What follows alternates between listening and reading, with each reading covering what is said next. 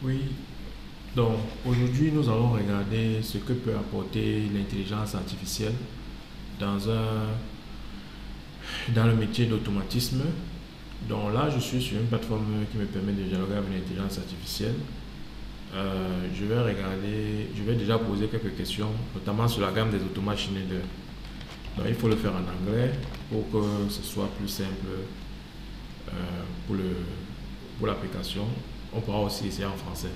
Donc là, je vais demander what is the most powerful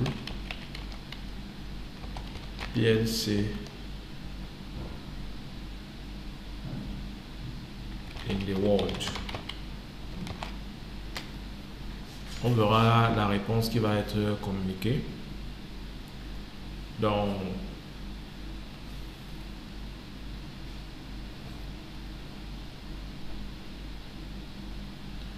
voilà, il me dit il y a plusieurs PLC, some of the most powerful available. Il y a Siemens S7 1500, Allen Bradley, etc.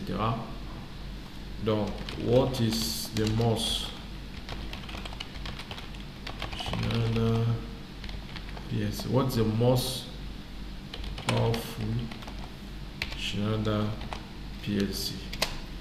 Donc, on va regarder, est-ce qu'il peut nous donner, voilà, il nous a bien parlé du M580, c'est une bonne réponse.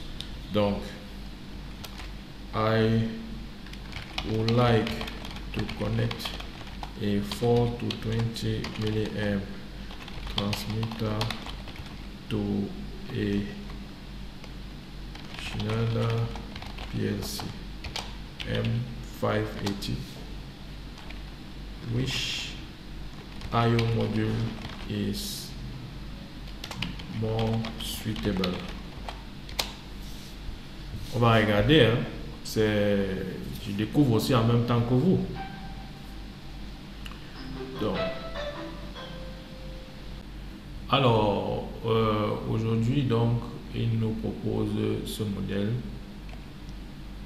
Ils disent qu'on peut utiliser ça. On va regarder ensemble. Je ne connais pas toutes les cartes du M780 par cœur. Bon, la référence, je pense qu'il y a un problème parce que chez eux c'est NOA.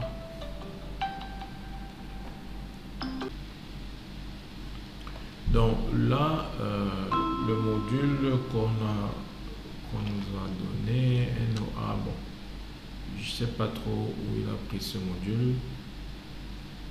Voilà, donc on va reprendre which communication card do I need to communicate with a remote package on Modbus RTU, for instance, using a Schneider M580 PLC. Donc là, on va regarder si l'intelligence artificielle peut nous proposer. Voilà, il nous propose un NOC 0321. On va regarder. Alors, on va regarder est-ce que cette carte permet de communiquer en Modbus. Bon, j'ai bien précisé que je suis sur le RTV 485. Donc, c'est pas le Modbus TCP. Là, oui, visiblement, il n'est pas au point parce que le 321 n'a que deux ports Ethernet. Voilà, Ethernet. Je ne peux pas communiquer en Modbus TCP IP. Ok, donc là, on a déjà deux mauvaises réponses. Voilà, on va continuer. Write me a code in ladder logic to start, stop et motor.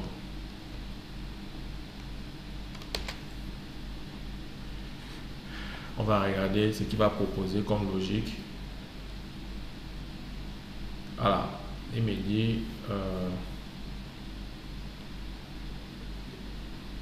il va utiliser, j'ai le bouton pour soit marche, bouton pour soit arrêt, moteur on, un tempo, moteur, tonne, etc. compress, etc. Voilà, donc il m'a proposé quelque chose, même si j'ai pas demandé de temporisation. On va donc lui demander de write me a PLC logic in structure text to start, stop et motor. Donc, on veut une logique en langage texte structuré pour arrêter et démarrer un moteur. Et là, je suis assez surpris. Il m'a dit, il a lancé, il a défini les timers, il a lancé le timer, etc. Donc, c'est quand même assez précis le niveau de réponse qu'on a au niveau du code. Alors, on va dire write me a code in Unity code ST structural text to sort out a 5 integer array.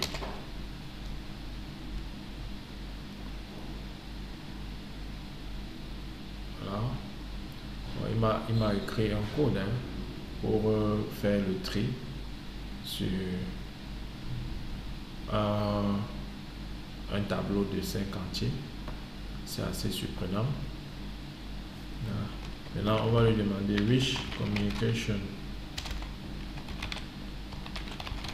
protocol can I use to exchange data between Siemens S7500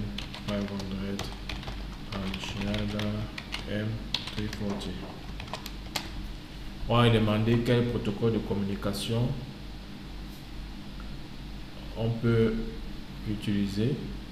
Il m'a dit on peut utiliser le Modbus TCP par exemple. Ok. I want to connect a remote IO input output chassis to a Schneider PLC.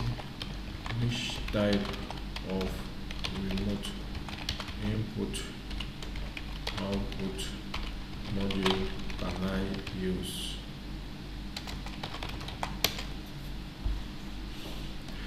Voilà. On va regarder son niveau d'intelligence.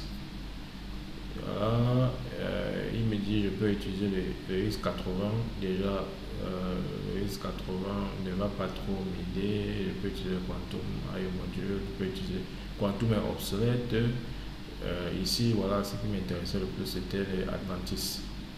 Voilà, donc on va lui demander can I connect Adventist IO module to a Profibus network. On va regarder qu'est-ce qu'il va nous donner comme information. Yes, it is possible to connect, et il nous parle de ce module. Donc on va regarder ce module.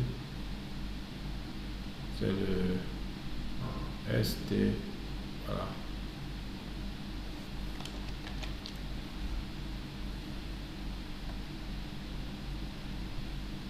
Donc ça c'est le 24 volts. Et il ne m'a pas donné la référence de la tête de station. Donc je m'attendais à ce qu'il me donne la référence de la tête de station.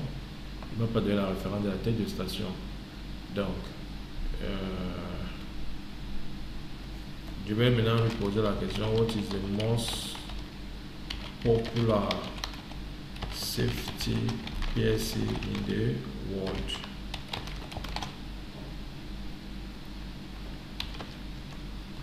In the oil and gas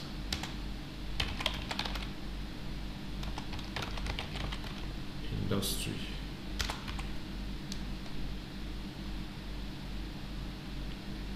Qu'est-ce qu'il va nous proposer? Des Safety PLC, il me parle de Symatic 1500F, voilà. voilà, il m'a pas parlé du Triconex par exemple. Donc, c'est pas si intéressant que ça. Ensuite, qu'est-ce qu'on va lui demander? Qu'est-ce qu'on peut demander d'autre? Write me in SFC the logic to open a valve after a motor has started. On va regarder s'il peut programmer, s'il peut proposer du code en langage GraphSet. Bon, il a mis des étapes, hein, il a mis des transitions, voilà, donc il a intégré la vitesse,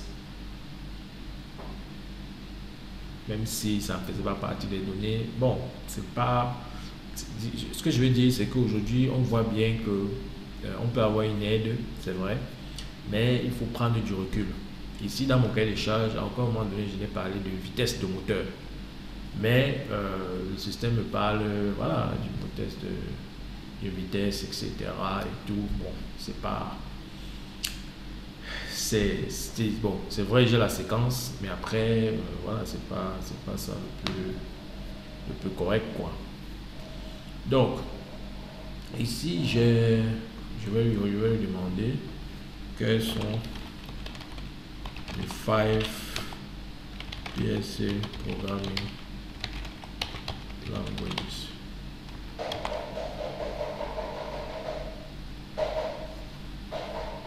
On va regarder quels sont les langages. Il me parle du ladder logique, il me parle du function block diagram, il me parle du structure test, il me parle du séquence sur function chart, et il va me parler du list d'instructions. Voilà. Donc on va voir alors liste d'instructions. Write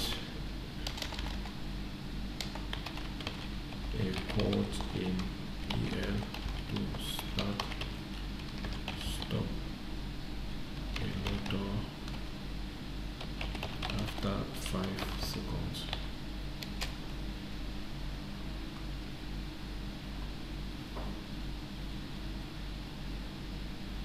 Bon voilà, c'est assez intéressant, c'est vraiment, c'est intéressant, ça peut faire de l'assistance, mais ça ne va pas remplacer, ce que je veux dire c'est que ça ne va pas forcément remplacer le programmeur.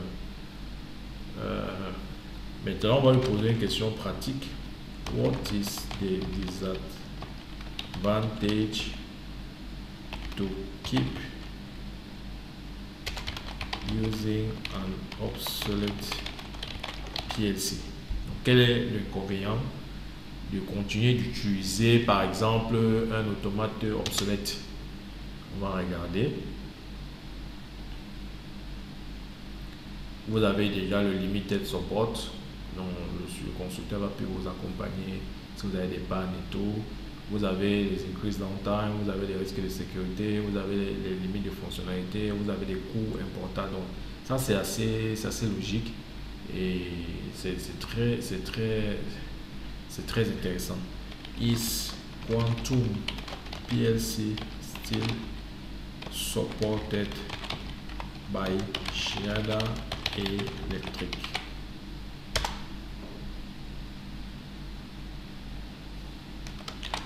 On va lui demander si les automates Quantum. Bon, moi personnellement, je sais que c'est des automates qui sont en train d'être retirés. On propose aux gens de faire des nouveaux projets sur du M780. Donc là, on va lui poser la question. Est-ce que c'est toujours géré par Schneider, quoi?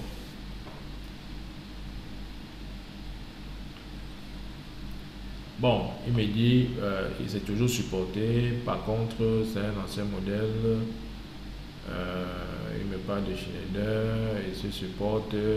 Par contre, il a éventuellement attaqué la fin de vie. Ok, d'accord, voilà, c'est bon. Donc voilà ce que j'avais à présenter. On a vu comment il peut générer du code, répondre à certaines questions. Après, certaines réponses n'étaient pas si précises que ça.